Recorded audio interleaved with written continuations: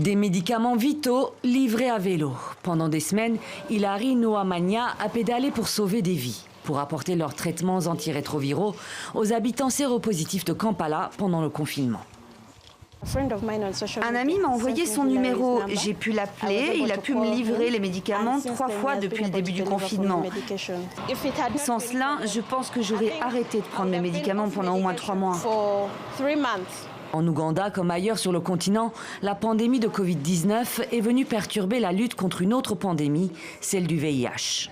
Confinement, ralentissement dans la fabrication ou le transport de médicaments.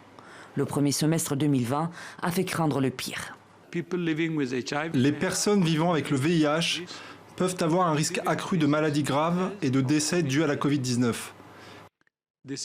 Et ce risque a été aggravé par des interruptions de traitement pour ces personnes. Les services de lutte contre le VIH ont souffert avec une baisse du dépistage et une baisse du nombre de patients sous traitement. Mais depuis juin, l'impact de la Covid-19 se résorbe.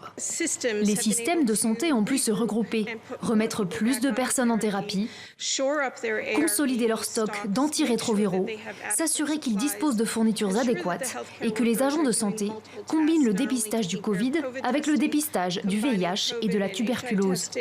Des innovations pour lutter contre 2 pandémies à la fois, tout comme l'autodépistage du VIH, la distribution communautaire ou la prescription de médicaments pour 6 mois ou 1 an. Des solutions indispensables, même si le VIH recule. Selon les données d'ONU-SIDA, près de 26 millions de personnes vivent aujourd'hui avec le VIH en Afrique. En 2019, le continent a connu 440 000 morts du sida et 1 million de nouvelles infections.